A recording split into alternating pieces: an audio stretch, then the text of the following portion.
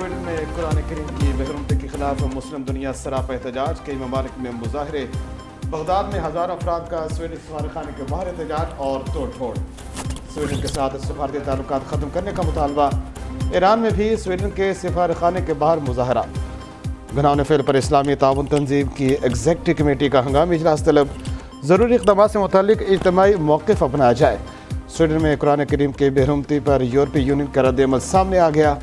قرآن کریم کی بےحرمتی کا عمل مسترد، کہا عدم برداشت کی یورپ میں کوئی جگہ نہیں، واقعہ جارحانہ بے عزتی پر مبنی اشتعال انگیزی کا واضح عمل ہے، عمل کسی بھی طرح ہماری رائے کا عکاس نہیں۔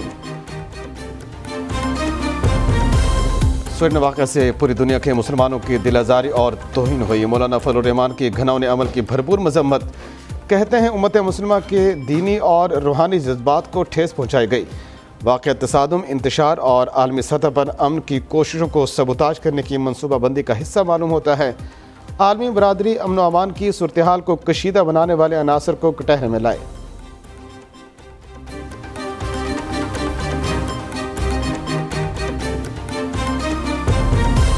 سویڈن میں قرآن کریم کی بےحرمتی پر انتہائی دکھ ہوا۔ ناپاک جسارت کی جتنی بھی مذمت کی جائے کم ہے۔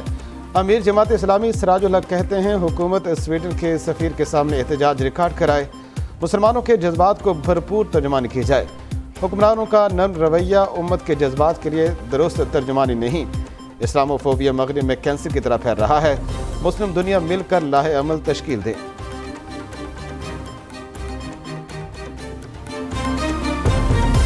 الیکشن کمیشن نے عام انتخابات کی تیاریاں تیز کر دی، سیاسی جماعتوں سے انتخابی نشانات کے لیے درخواستیں طلب کر لی۔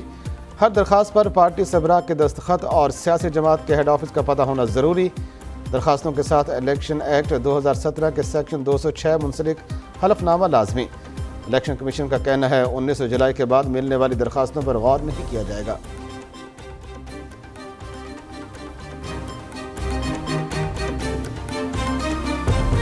وزیر خارجہ بلاول بھٹو سرکاری دورے پر جاپان پہنچ گئے۔ پاکستان کے سفیر رضا بشیر تارڑ اور جاپانی وزارت خارجہ کے حکام نے استقبال کیا۔ بلاول بھٹو جاپانی وزیر اعظم اور ہم منصب سے ملاقاتیں کریں گے۔ دونوں ملکوں کے درمیان وفود کی سطح پر مذاکرات بھی ہوں گے۔ وزیر خارجہ بلاول بھٹو ایشیائی ترقیاتی بینک انسٹی ٹیوٹ میں خطاب کریں گے۔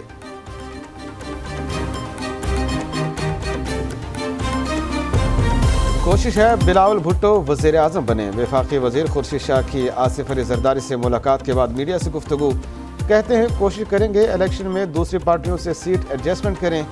ملک کی معیشت خطرناک اژدہا بن چکی ہے، معیشت کو درست کرنا بڑا چیلنج ہے۔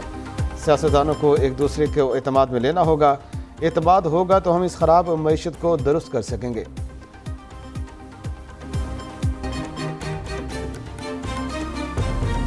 عوام پر 415 ارب روپے کے نئے ٹیکس نافذ، حکومت نے فائنانس ایکٹ 2023-24 لاگو کر دیا۔ ڈیزل، کھاد، بچوں کا دودھ، گاڑیاں، اسپیئر پارٹس مزید مہنگے ہوں گے۔ ماہانہ 2 لاکھ تنخواہ پر ٹیکس کی شرح میں 2.5% اضافہ، سالانہ 24 لاکھ سے آمدن پر انکم ٹیکس میں 2.5% اضافہ۔ قابل ٹیکس اشیاء کی غیر رجسٹرڈ لوگوں کو سپلائی پر سیل ٹیکس کی شرح 3 سے بڑھا کر 4% کر دی گئی۔ بچوں کے 500 روپے مالیت کے دودھ کے ڈبے پر سیل ٹیکس 5% سے بڑھا کر 6% کر دیا گیا۔ Cement, cigarette, steel, oil marketing, petroleum gas پر بھی ٹیکس نافذ۔ 2000 cc سے بڑی گاڑیوں کی رجسٹریشن پر ایڈوانس ٹیکس نافذ ہوگا۔ پراپرٹی خریدنا اور بیچنا بھی مہنگا ہو گیا، بینک سے 1 لاکھ روپے نکلوانے پر 600 روپے دینا ہوں گے۔ ڈیبٹ کریڈٹ کارڈ پر بیرون ملک شاپنگ پر 5% اضافی ٹیکس عائد ہوگا۔ ادویات ساز اور سپلائرز کو ٹیکس سے چھوٹ دے دی گئی۔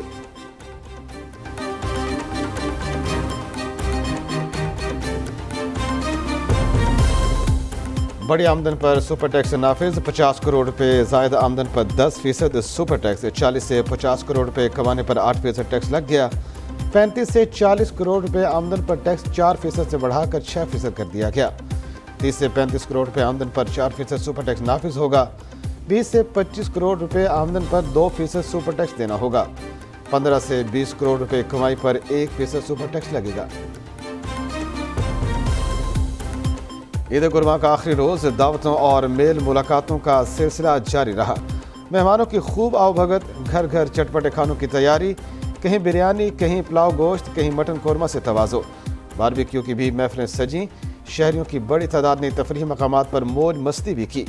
लाहौर चिड़ियाघर में शहरियों का रश, बच्चे दिल पसंद जानवर देखकर खुशी से निहाल होते रहे। ग्रेट इकबाल पार्क में अवाम का जोश व खरोश दीदनी।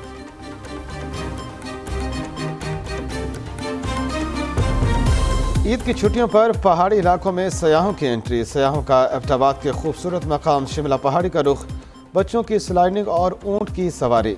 मरकज़ कोसार मरी में सयाहों का रश। इंतजामिया ने गाड़ियों का दाखिला आर्जी तौर पर बंद कर दिया। वज़ीर आला पंजाब मोहसिन नकवी कहते हैं, मरी जाने वाले शहरियों को किसी किस्म की मुश्किलात पेश नहीं आनी चाहिए।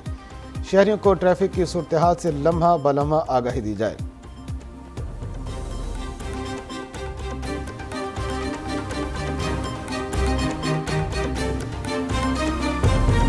गोश्त खाएं मगर एहतियात से। लाहौरियों को ईद पर ज़्यादा गोश्त खाना महंगा पड़ गया। शहरी मैदे के इन्फेक्शन का शिकार।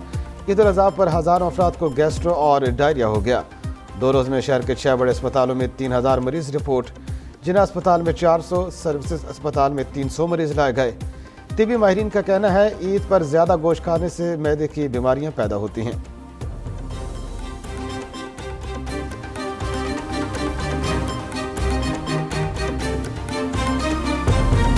ईद कुर्बान पर मुल्क में सफाई सुथराई के बेहतरीन इंतजाम किए गए। वज़ीर आज़म शहबाज शरीफ का ट्वीट लिखा, वेस्ट मैनेजमेंट कमेटी, वज़ीर आला, चीफ सेक्रेटरी और ज़िला इंतजामिया की काविशें काबिल सताइशें। सॉल्ट वेस्ट मैनेजमेंट कंपनियों और इंतजामिया के एहलकारों को खिराज तहसीन पेश करता हूँ। पाकिस्तानी अवाम का भी शुक्रगुजार हूँ जिन्होंने इंतजामिया की आवाज़ पर लब्बैक कहा और ताउन से ये सब मुमकिन बनाया।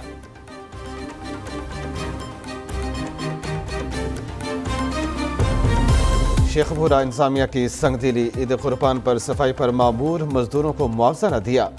मजदूरों का मुआवजा न लेने पर म्यूनसिपल कॉरपोरेशन ऑफिस के सामने एहतजाज। सड़क बंद होने से मुसाफिरों को मुश्किलात का सामना। मुजाहिरीन का कहना है, इंतजामिया वक्त पर मुआवजा अदा नहीं कर रही। बच्चे घरों में भूखे मर रहे हैं, जाएं तो कहाँ जाएं।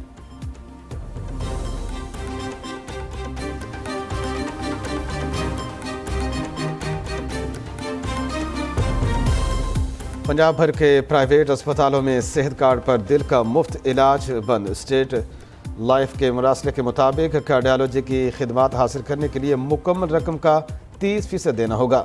निगरान सूबाई वज़ीर सेहत डॉक्टर जावेद अकरम कहते हैं, स्टेट लाइफ से नया मुआहदा करने जा रहे हैं। सेहत कार्ड के समरात असल हकदारों तक पहुँचाना चाहते हैं।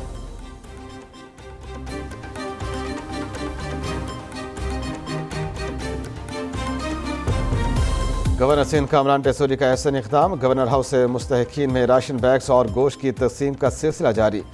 MQM के कन्वीनियर खालिद मकबूल सिद्दीकी कहते हैं, गवर्नर सिंध ने जो कुछ किया वह MQM का शेवा है।